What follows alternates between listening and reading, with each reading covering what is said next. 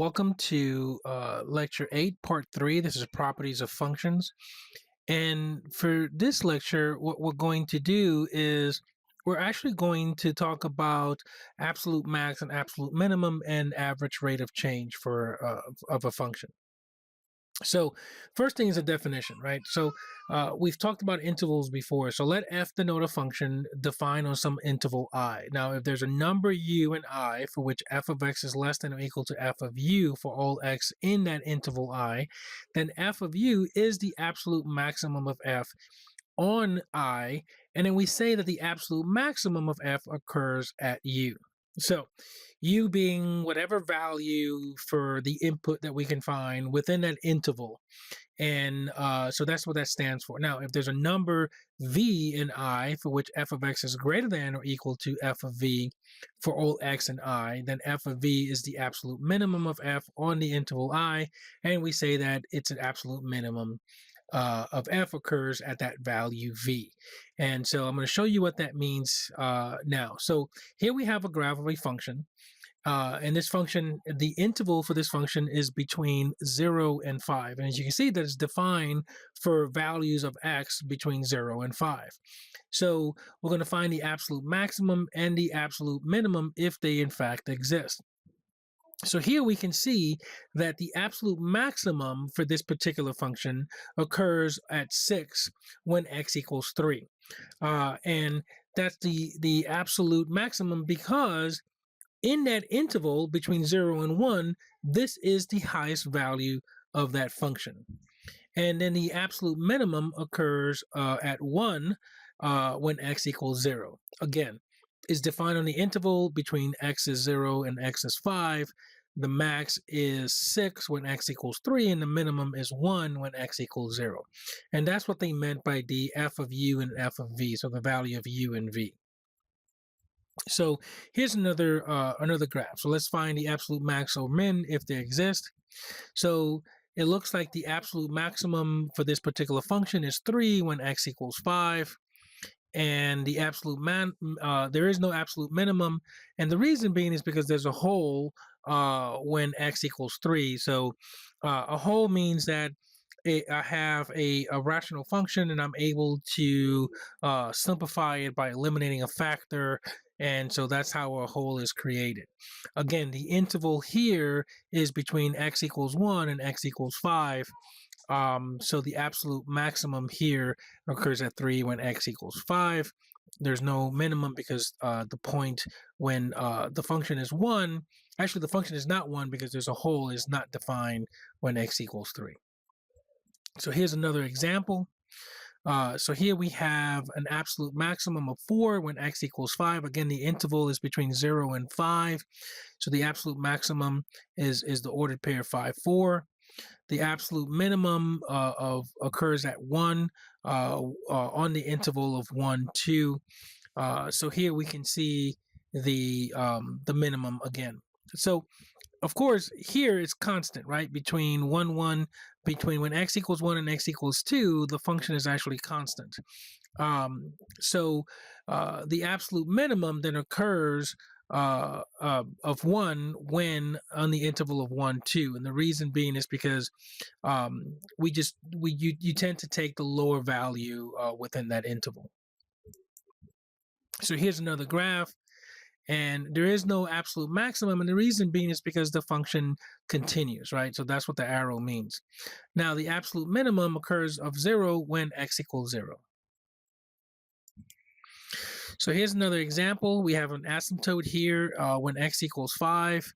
And so there is no absolute maximum because if this is an asymptote, what happens with this function is it gets really, really close to 5, but it is never going to be equal to, it's never going to be defined when x equals 5. And there is no absolute minimum, again, because there's a hole there, so this function has neither. The next thing we're going to talk about is the extreme value theorem, and this is going to lead into the average rate of change. So if f is a continuous function whose domain is a closed interval, ab, then f has an absolute maximum and an absolute minimum on that interval ab. Now, calculus is required for more precise definition, but for now, we're just going to agree that a continuous function is one where if I were to draw the graph, I would not pick up the pencil from the paper. There would be no gaps and no holes, and that's how we define a continuous function.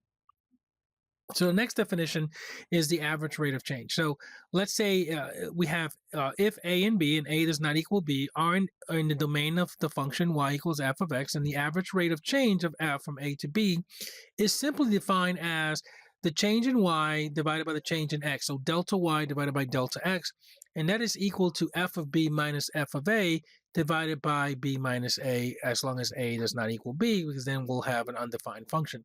So if you notice, this is really just a slope equation, right? And if you remember, b f of b, that's an ordered pair because y equals f of x. So then this is my x and this is my y. This is my x and this is my y. So delta y, delta x. Delta y is just the difference in the two y values, and delta x is just the difference in the two x values. So here we have a function f of x equals 3x squared, and what's the average rate of change from 1 to 3? Again, the formula that we're going to use is f of x minus f of c divided by x minus c. So when we take those values, we're going to go ahead and do f of 3 minus f of 1 over 3 minus 1. And we get that the average rate of change for this function between 1 and 3 is actually 12. Again, my ordered pair is 3f of 3, which is 327, 1f of 1, which is 1 and 3. And it's just the slope, really. It's just the formula for the slope, which we'll talk about it in the next few slides. So again, what's the average rate of change for the same function between 1 and 5? And so 5 f of 5 minus f of 1 divided by 5 minus 1 is going to give us 18. And if you notice, we start here with x. This is our x and this is our c in this formula here, and that's the way we do it. So we always do the second value becomes our first one, and our first value becomes our second one in our formula. So what's the average rate of change from 1 to 7 for the same function? And again, f of 7 minus f of 1 divided by 7 minus 1, and we get that the average rate of change is 24. So this leads to the secant line, so the slope of the secant line. Now, the average rate of change of a function from a to b is equal to the slope of the secant line containing the 2 points a f of a and b f of b on its graph. So here is a visual representation of what that means. So if we find 2 points, so we want to find the average rate of change between, let's say, c and x in this function.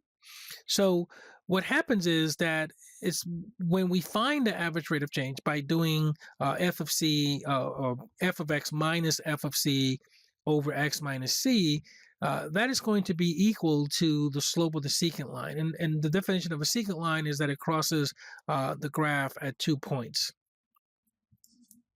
So here's the last example for this lecture. So suppose that g of x is equal to negative 2x squared plus 4x minus 3. So we're going to find the rate of change, the average rate of change from negative 2 to 1. We're going to find the equation of the secant line containing the points negative 2, g of negative 2, and then 1 of g of 1.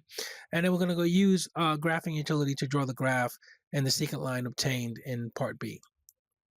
So the first thing is that the average rate of change between negative 2 and 1 is 6. Right, so don't get scared of all this. What this is just simply this is just g of 1 right here, and this is g of negative 2. Right, it was just drawn out so we can see the calculations. So the equation of the secant line is we're going to use the point slope form. All right. And this is the point slope form. We're going to go ahead and substitute our values, and it doesn't really matter which point we use. In this case, we're going to go ahead and use negative 2. So then our equation then becomes y equals 6x minus 7. So we have our function, and this is the secant line, and then we're able to graph it in the same window. And that's the end of lecture 8. Thank you.